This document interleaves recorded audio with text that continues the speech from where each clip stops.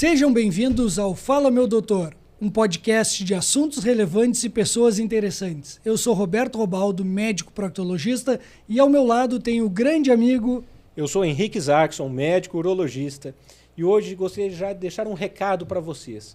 Vocês que estão nos acompanhando, o Fala Meu Doutor, curtam e compartilhem com os amigos os nossos vídeos. Com isso, a plataforma entende que somos um produtor de conteúdo importante, interessante, e com isso a gente consegue chegar em mais pessoas, beneficiar mais pessoas com conteúdo de qualidade. Curtam e compartilhem já agora o nosso vídeo, por favor.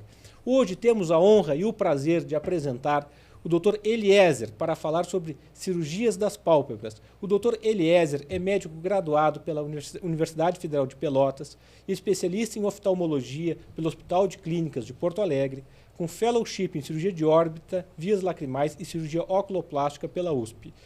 Seja muito bem-vindo, Dr. Eliezer. Muito obrigado, é um prazer participar, obrigado pelo convite. Excelente. Eliezer, já vamos te conhecer um pouquinho mais. Nos conte como foi a tua história como médico, por que escolheu a oftalmologia e nos detalhe mais sobre essa especialidade. Eu tenho o prazer, né, de ter vários médicos e bons exemplos na minha família, né, então influenciado por tios, né, médicos e oftalmologistas, alguns deles. Nós somos 4 oftalmologistas na família, 3 tios. Então, vendo esses bons exemplos da minha família, eu sempre me interessei, né, pela especialidade e acabei seguindo a oftalmologia. E conte mais sobre a oftalmologia. Muitas pessoas não entendem como funciona a especialidade, o que trata, como... A oftalmologia é uma especialidade bastante ampla, né? Tratamos desde problemas de refração, graus de óculos, né, as mais variadas patologias oculares. Né, doenças como glaucoma, doenças de retina, catarata, né, e também as doenças da oculoplástica, que é essa subespecialidade da oftalmologia, né, que abrange uma série de doenças também. Vai muito além só de revisar se precisa usar óculos ou não. Exatamente. Dentro da oculoplástica, muitas vezes as pessoas pensam que a especialidade se resume à blefaroplastia, né, que é o nosso tema aqui principal de hoje. Mas a oculoplástica é uma especialidade bastante ampla, né, e trata de doenças das pálpebras, das vias lacrimais e das órbitas. Por exemplo, nas pálpebras a gente trata tumores, lesões palpebrais, né, que por vezes exigem ressecções bastante amplas e reconstruções, né, complexas, porque diferentemente de outras áreas do corpo, que se consegue muitas vezes um fechamento direto de uma lesão, nas pálpebras nós precisamos fazer retalhos, enxertos, né, para conseguir um fechamento e um resultado estético aceitável. Doenças comuns do dia a dia que nós vemos, como o ectrópio, que são posições da pálpebra pela flacidez que acaba virando para fora, o entrópio, quando a pálpebra vira para dentro, né, são problemas corriqueiros da oculoplástica também. E os cílios ficam incomodando, lesando a córnea, muitas né? vezes, no entrópio, sobretudo, que ela vira para dentro, os cílios ficam, né, raspando na córnea, né, e isso causa problemas, né, ceratite, até às vezes úlcera de córnea e complicações oculares bastante graves, né.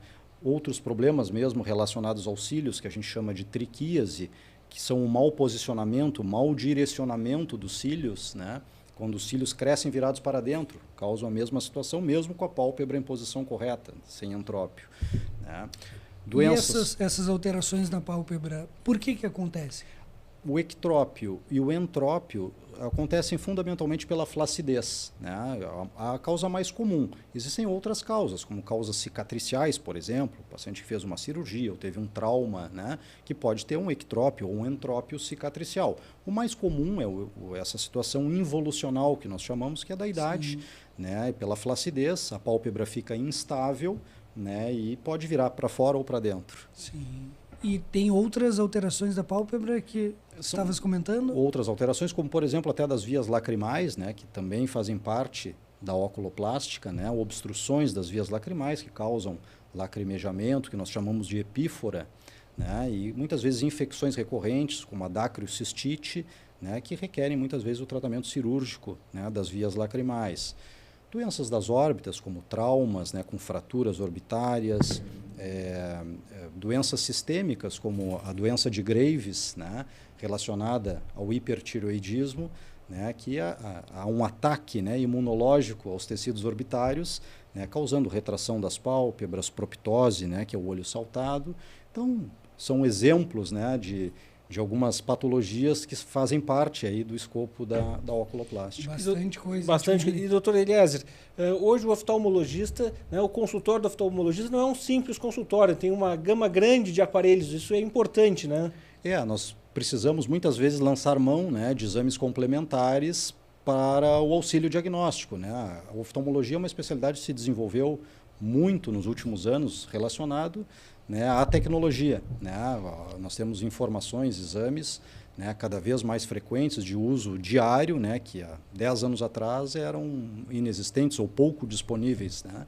Então, hoje em dia, a oftalmologia é uma especialidade muito tecnológica, né? E isso ajuda muito no tratamento, no diagnóstico, no manejo mais preciso, né, das patologias oculares. E no sucesso, cuidado dessas pessoas, né? Exatamente. Para termos sucesso, temos que ter parceiros, assim como o Eliezer está aqui conosco. Exatamente. Vamos agradecer aos nossos patrocinadores, Roberto. Inicialmente ao laboratório Roger Pérez, há 90 anos prezando pela sua saúde. O Roger Pérez tem uma estrutura tecnológica e automatizada em exames bioquímicos e hematológicos, dessa forma garantindo agilidade, precisão e eficiência no resultado dos seus exames. Telefone 3225-4488. Temos a honra de ter como parceiros também a equipe da Marco Investimentos, especialistas em credibilidade e confiança. Em parceria com a XP, eles criaram um modelo muito especial de atendimento, que é o modelo Marco, que coloca o cliente sempre em primeiro lugar. Para mais informações, acesse marcoinvestimentos.com.br. Agradecer também ao Dr. Jefferson Freitas, consultório odontológico. Dr. Jefferson, especialista em endodontia, ortodontia, próteses e implantes dentários. Atua tanto na parte funcional como também na parte estética. Telefone 999-830444. Também temos a parceria da Up Imóveis, a imobiliária que mais cresce em Pelotas e região. Eles são especialistas em vendas e locações. E aqui na cidade tem 2 unidades no centro e uma unidade muito especial no Parque Una, no prédio Una Makers. Para mais informações, entre em contato através do 5333070251 ou acesse uprealiza.com.br. Agradecer também a ClinRad, Clínica Radiológica, referência em confiança e tecnologia. A ClinRad realiza tomografias, ressonâncias e muitos outros exames de imagem. Garanta a segurança nos cuidados com a sua saúde. Ligue 3225-2233 e agende seus exames. Pessoal, eu e o Henrique somos médicos cirurgiões, mas hoje nós estamos aqui representando você que está nos assistindo. Por isso faremos muitas perguntas que às vezes podem parecer até básicas, mas eu tenho certeza que muitos de vocês gostariam de fazer essas perguntas para o Dr. Eliezer. Por isso, nós precisamos da sua ajuda. Comente abaixo do vídeo, mande seus questionamentos, suas curiosidades. Nós queremos lhe ouvir, para que dessa forma, juntos, tenhamos o maior sucesso possível nesse podcast. Muito bem. Dr. Eliezer, o que é a blefaroplastia? A blefaroplastia é uma cirurgia das pálpebras com o objetivo de uma melhora da aparência das pálpebras.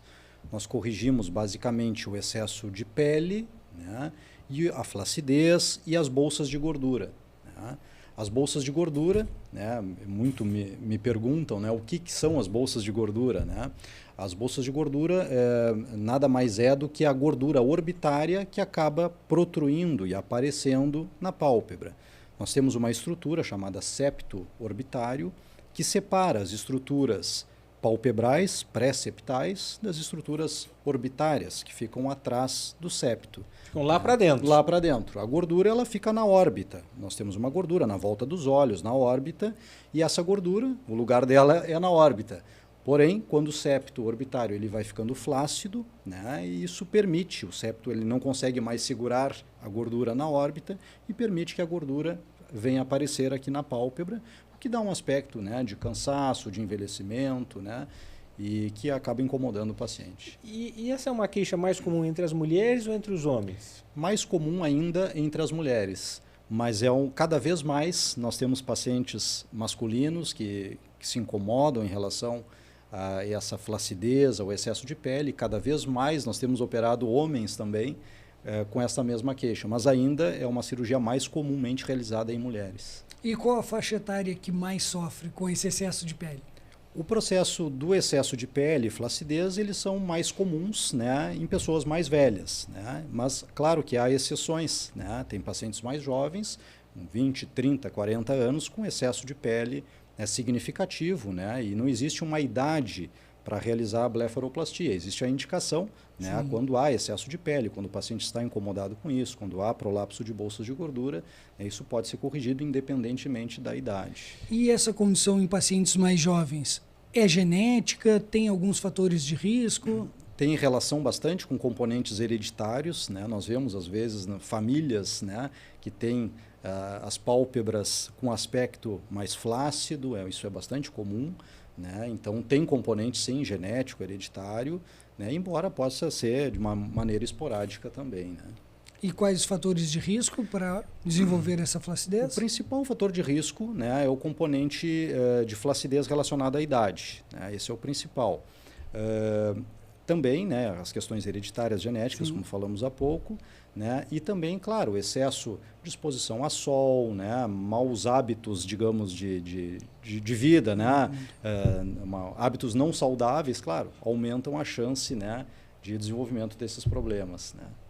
Excelente. E para prevenir, o que podemos fazer? A prevenção é ter uma vida saudável, né? Isso é o primeiro fator, né? Não se expor excessivamente a sol, né? Isso é uma situação básica, né, para todo o corpo, né, prevenir o envelhecimento, inclusive da região palpebral.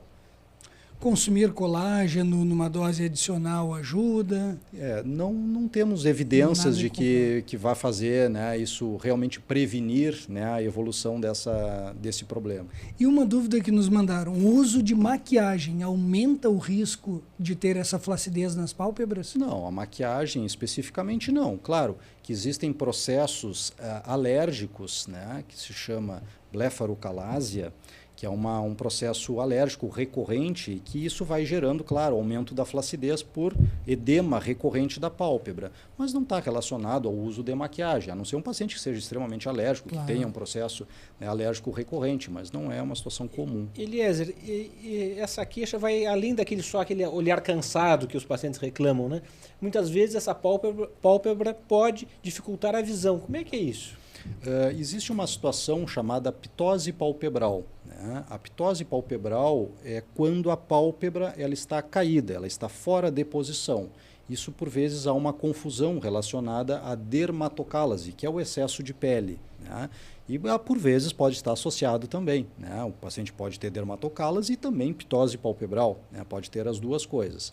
A ptose palpebral, como eu disse, é quando a pálpebra está fora de posição. Isso requer, muitas vezes, uma abordagem cirúrgica no músculo elevador, que é o músculo que faz a elevação das pálpebras. Nós precisamos, geralmente, fazer um avanço dessa aponeurose para que, quando o músculo contraia, a pálpebra fique numa posição adequada e não caída. O que pode ser corrigido simultaneamente à blefaroplastia, que é a remoção de pele, de bolsas, né? Por vezes pode ser feito de maneira associada. A ptose palpebral, sim, ela muitas vezes se relaciona a uma diminuição da visão, né, porque a pálpebra pode ficar tapando, né, o eixo visual, como chamamos, né, a parte central, né, e interferindo, com certeza, na visão. Doutor Eliezer, como é feita a cirurgia da blefaroplastia? A blefaroplastia, ela tem uma série de variáveis, né, vai depender da indicação, né, do paciente. É uma cirurgia, como a gente diz, personalizada, né. Pacientes fazem blefaroplastia apenas superior, apenas nas pálpebras superiores. Tem pacientes que fazem apenas nas pálpebras inferiores. Há pacientes que fazem simultaneamente as pálpebras superiores e inferiores. Então, a blefaroplastia, claro, vai depender de cada caso. Considerando uma blefaroplastia, por exemplo, superior, né, é uma cirurgia feita em ambiente hospitalar, né, de maneira ambulatorial. O paciente vai, faz a cirurgia e vai embora para casa. Não precisa ficar internado. Não precisa ficar internado, né? A anestesia é uma anestesia local, né, geralmente podendo ser ou não feita uma sedação associada, né? E o paciente se submete, né, a uma incisão no sulco da pálpebra superior, né, que é uma prega natural que temos de pele na pálpebra superior, e por ali nós removemos o excesso de pele, de bolsas, né, o volume palpebral, né, através dessa incisão. Ao fim da cirurgia, esse paciente ele sai com alguma oclusão ocular? Não fica curativo, nós não fazemos curativo. É muito importante no pós-operatório o uso de compressas frias. Então, o paciente, quando termina a cirurgia, imediatamente ele já começa a fazer as compressas ali no hospital mesmo, né? Mas são compressas que o paciente mesmo bota e tira, não fica uma oclusão, uma venda nos olhos, né? O paciente consegue, sai caminhando, enxergando, né? Mas os primeiros dias é muito importante as compressas, que ele mesmo bota e tira. Ele tem que ficar de repouso? Sim, o repouso de atividades físicas nós pedimos de 2 a 3 semanas pelo menos. Né? E os cuidados também em relação à exposição ao sol, né? Tanto pela questão dos hematomas, que são normais do pós-operatório, né? Porque o hematoma na pálpebra ou em qualquer lugar, né, que o paciente pegue sol, ele pode pigmentar a pele.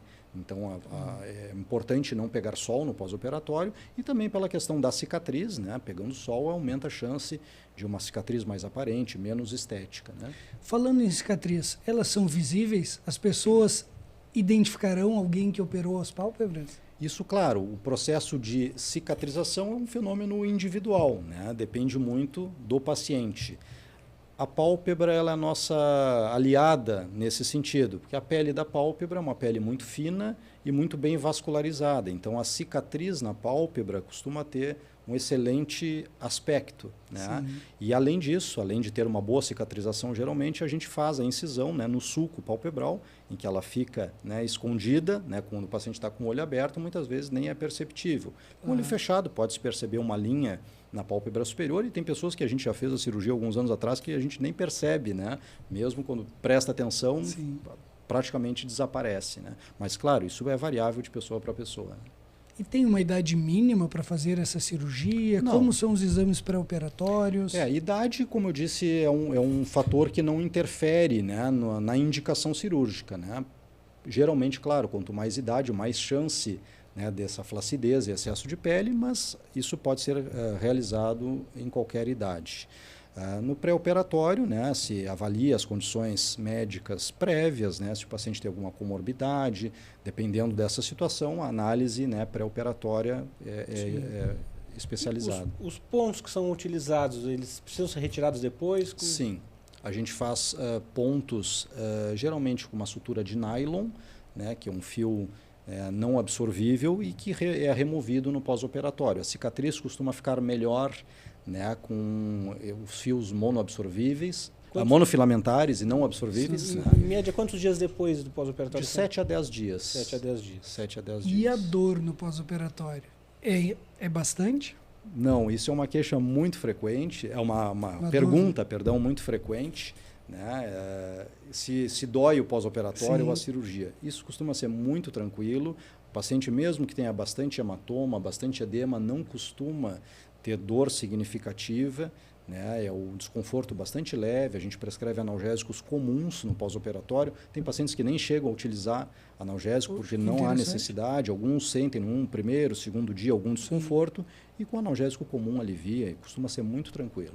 E falando em hematoma, nós notamos que às vezes as pessoas operam as pálpebras superiores e acabam ficando com hematoma ao redor de todos os olhos. Por que isso acontece?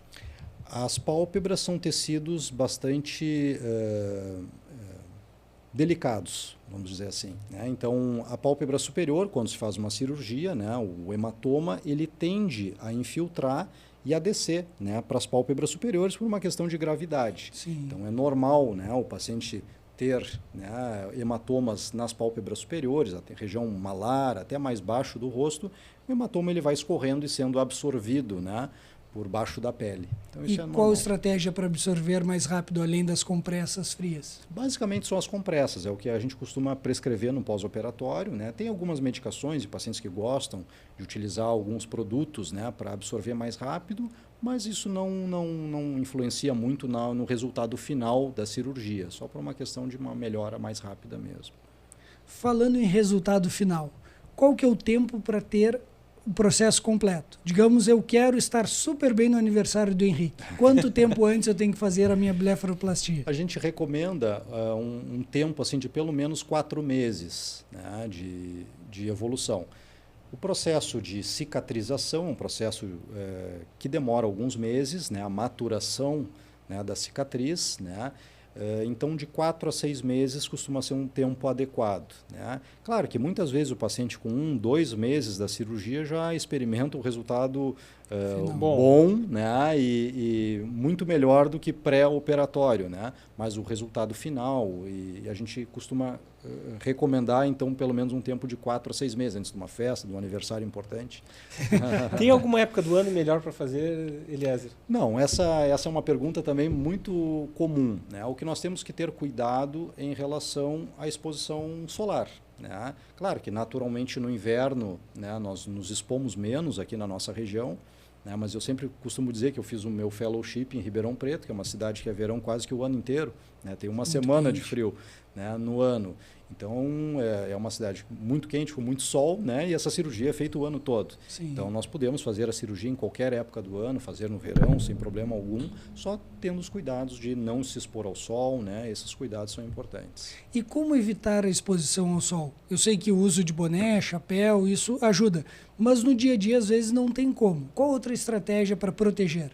Basicamente, no início, né, do pós-operatório são as barreiras físicas, né, como um chapéu, um óculos escuro, né? Então, são situações que protegem bastante bem, né? E depois de algumas semanas da cirurgia, pode-se aplicar filtro solar na região, né, das pálpebras também, sem problema algum. Isso protege, né, e ajuda, né, a ter uma cicatrização mais saudável, né, sem problemas. Quem já fez uma blefaroplastia em algum momento, continua envelhecendo, pode voltar esse excesso de pele, essa flacidez novamente? Sim, infelizmente a gente não consegue interromper, né, o envelhecimento com a blefaroplastia, que bom se fosse, né? Mas claro, o resultado costuma ser bastante duradouro, né? Tem pacientes que fizeram a cirurgia há 10, 15, 20 anos que começam novamente a ter a queixa, né, de excesso de pele, de flacidez, e nada impede que seja feita novamente a blefaroplastia caso haja essa necessidade. Não tem nenhum impedimento. Não tem nenhum impedimento. Excelente. Nós comentamos sobre as pálpebras inferiores. Por que acontece aquele acúmulo de gordura? Tem algum fator de risco para isso que seja diferente do envelhecimento? O principal fator de risco é o processo involucional do envelhecimento mesmo. Como eu comentei, o septo, né, o orbitário, ele vai ficando flácido e permite, né, que a gordura apareça nas pálpebras tanto superiores quanto inferiores, né? Nós falamos das técnicas de cirurgia da pálpebra superior. Na pálpebra inferior, nós temos fundamentalmente duas técnicas, né, que são a transcutânea, a incisão na pele. A gente faz uma incisão na região abaixo dos cílios, infraciliar, né, para acessar a pele, as bolsas de gordura. Ou quando o paciente tem um processo apenas de prolapso de bolsas, que não há uma flacidez de pele significativa, nós podemos fazer um acesso por via posterior, por via transconjuntival. Nós abrimos pela conjuntiva, pela mucosa, conseguimos acessar as bolsas de gordura sem nenhuma incisão na pele. É bem legal isso. É bastante interessante. Sobretudo, isso é mais comum em pacientes mais jovens que têm prolapso de bolsas sem uma flacidez de pele significativa. Doutor Eliezer, me conta uma coisa. O pessoal que faz a blefaroplastia, né, fica satisfeito? É uma cirurgia que o pessoal gosta do resultado? Como é que é? Geralmente o resultado costuma ser bastante bom e a satisfação é bastante alta. E dá às vezes uma diferença até na aparência da idade das pessoas, né? Com certeza. É uma das queixas mais comuns, né? É o aspecto do olhar cansado nas fotografias, né? Principalmente as mulheres queixam muito da maquiagem que não aparece ou que borra a maquiagem, né? Então isso, né, costuma, né, incomodar bastante, e a melhora é bem perceptível já, né, após algumas semanas. Aí é um resultado muito importante. Eu tenho um caso na família, meu pai operou já uns 30 anos atrás, e logo após a cirurgia ele comentava, ele disse, olha, eu não tinha noção do quanto me atrapalhava. É que às vezes até ele estava com menos paciência, mais cansado, até a disposição dele no dia a dia era uma coisa que influenciava. E envelhece bastante, né? Envelhece. Exatamente. E bem como falou, o resultado duradouro. Meu pai até hoje continua super bem e ele já está com uma idade um pouquinho mais avançada, está com 84 anos. E mesmo assim continua com um excelente resultado. Ainda permanece um bom resultado. Eliezer, comentamos sobre pálpebras, algumas alterações que já detalhamos, mas tem uma dúvida muito frequente entre quem está nos escutando. O que é o ter-sol? O ter-sol é um processo de uma obstrução de uma glândula da pálpebra. né? Quando uma glândula se obstrui, uma bactéria entra nessa glândula e faz uma infecção, né, dentro da pálpebra. É como se fosse uma pústula, um abscesso dentro da pálpebra, né? Um processo agudo, né, de uma infecção de uma glândula palpebral. Outra dúvida do pessoal lá em casa que é muito frequente. O terçol é contagioso? Não. O terçol é uma infecção daquela glândula, né, de bactérias que nós temos na pálpebra, na pele. Não é um processo, diferentemente da conjuntivite, que é contagiosa, o processo do terçol não é nada contagioso. São micro-organismos que a gente já tem na pele, mas que naquela localização pela glândula obstruída acabam gerando um problema. E é fácil né, para diferenciar a conjuntivite do terçol, fazer o diagnóstico diferencial? Em geral é bem tranquilo assim, no exame clínico, né? Porque, claro, em momentos iniciais pode haver até alguma confusão, mas geralmente o terçol ele aparece como uma nodulação, né, dolorida, mais focal, né, num ponto, né, da pálpebra, né? E a conjuntivite geralmente é um quadro mais difuso, mais com coceira, com lacrimejamento, com vermelhidão do olho mais difuso, né, do que o terçol, que geralmente é um processo mais pontual na pálpebra. Claro, quem identificou o terçol é fundamental que vá no oftalmologista. Mas nesse meio tempo, até chegar na consulta com o especialista, o que ele já pode ir fazendo em casa para ajudar no tratamento? A recomendação no terçol, quando é essa suspeita, né, é fazer a compressa morna. Tá? A compressa morna ajuda bastante. Né? A gente prescreve isso, né, no tratamento, associado a algumas medicações também, antibióticos, anti-inflamatórios. E essa compressa só com água? Pode ser com água. O importante é a temperatura morna. E o famoso chá de camomila, pode utilizar? Pode utilizar, mas o fator principal é o calor local. Né? Até as simpatias que se falavam antigamente de esquentar uma aliança. Né? Era a próxima pergunta. Adivinhei a próxima pergunta.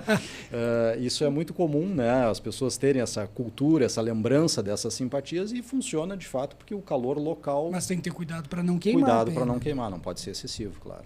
Além do terçol, nós temos um outro nódulo que acontece na pálpebra, mas que não é doloroso. Como é o nome? O calásio.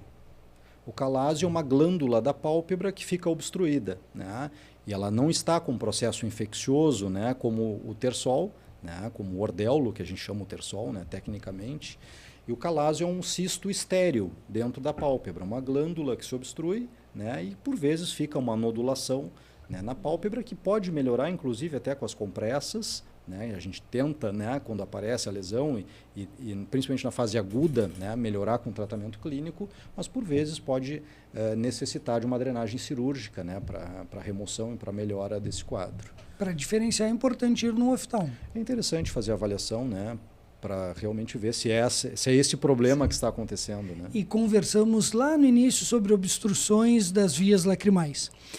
Sempre vem aquele medo de que possa desenvolver uma pedrinha na via lacrimal, um cálculo. Isso é mito da internet ou realmente acontece? Existe, né, cálculos na via lacrimal, embora eles não sejam comuns. Né? Existem situações pontuais, né, que a gente chama de uma inflamação ali dos canalículos, que é a canaliculite, né?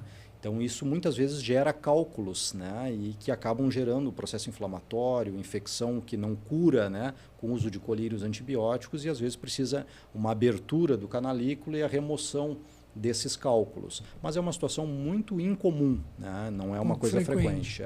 O mais frequente é o que a gente chama de obstrução baixa das vias lacrimais, quando há uma obstrução do ducto nasolacrimal, né, e aí a lágrima não consegue descer pela via natural, que vai para dentro do nariz, e acaba ficando parada dentro do saco lacrimal, né, que é uma estrutura que nós temos aqui no canto medial, né, e aí a lágrima parada ali faz infecção, que a gente chama de dacrocistite, né, e é um problema crônico e às vezes pode dar uma infecção aguda, né, que o paciente pode precisar de antibióticos sistêmicos e às vezes é uma cirurgia até com mais brevidade. E falando nesses cálculos que acontecem nos olhos, eu sei que o Henrique está morrendo de vergonha porque ele está louco para te perguntar uma coisa que ele assistiu no Gugu lá nos anos 90. A menina que chorava pedras. Nos conte mais sobre isso. Essa ele tirou do Vault. Essa aí eu assistiu, né? Essa ele tirou do Vault, vou te dizer. Essa ele superou hoje. O que tinha de picaretagem nesses programas das pessoas colocando pedras, colocando algumas coisas nos olhos. Como é que as pessoas conseguem acomodar um corpo estranho ali? Bom, o corpo estranho pode ser acomodado na conjuntiva, no fundo de saco, né, conjuntival, né?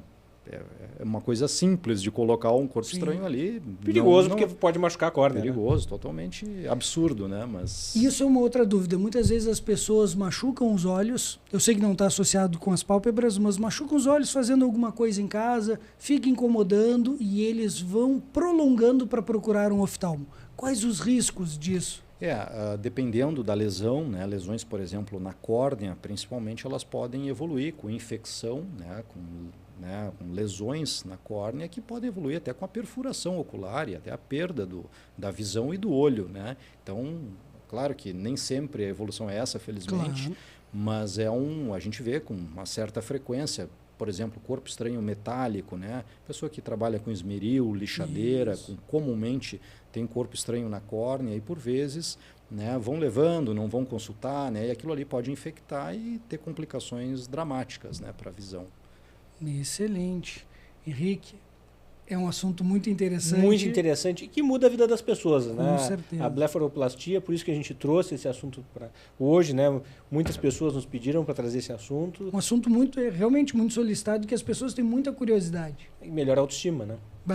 Pois é, Eliezer, nos conte, como é a tua experiência no dia a dia vendo essas pessoas o antes e o depois? Que efeitos que a blefaroplastia traz além da apenas a correção das pálpebras? A satisfação, né, é isso que mais nos motiva, né, a gostar e a fazer a blefaroplastia, é a satisfação com o resultado, né? Às vezes vêm pacientes que operaram 1, 2 anos atrás e vêm à consulta por outros motivos, né, para revisar o seu óculos, para fazer um exame de rotina e satisfeitos, né, com a cirurgia, com o resultado, que se sente melhor, né, que tem um aspecto, né, menos cansado, menos envelhecido, né, com uma autoestima melhor. Então, isso é o que mais me chama a atenção aí em relação à satisfação dos pacientes. Excelente. Henrique? Doutor Eliezer, uma conversa muito boa. Hoje teremos que chamá-lo novamente para outros assuntos. Com certeza, ele que se prepare. Nós traremos diversos assuntos. Vários assuntos oftalmológicos para ele. Mas, sempre Eliezer, um prazer. Gostamos muito da conversa, o tempo passa voando. Queremos te agradecer pela disponibilidade, pela confiança em nosso projeto e queríamos te pedir para deixar as tuas mídias, quem te escutou em casa, quer marcar uma consulta, ficou com alguma dúvida, como te encontra, como agenda um horário contigo? Perfeito. Nosso Instagram é Eliezer Duarte Oftalmo, né? E ali tem na bio, né, o link com os endereços, né, e a forma de marcar uma avaliação. Será que eu estou precisando, tio Henrique? Vamos marcar um horário? Olha, o blefaroplastia. Muito bem. Pessoal, por hoje é isso, né? Foi um prazer ter o Dr. Eliezer. Lembrando a você sempre, às terças-feiras, às 19 horas, teremos sempre um novo episódio. Mandem esse episódio, compartilhem esse episódio com seus amigos, é muito importante para nós. E um bom fim de noite para vocês. Esperamos vocês sempre toda terça-feira. Boa noite a todos. Uma boa noite a todos. E envie agora por WhatsApp esse episódio, porque eu tenho certeza que alguém na sua casa, no grupo de WhatsApp da família, está precisando fazer uma blefaroplastia. Uma boa noite, nos vemos terça que vem.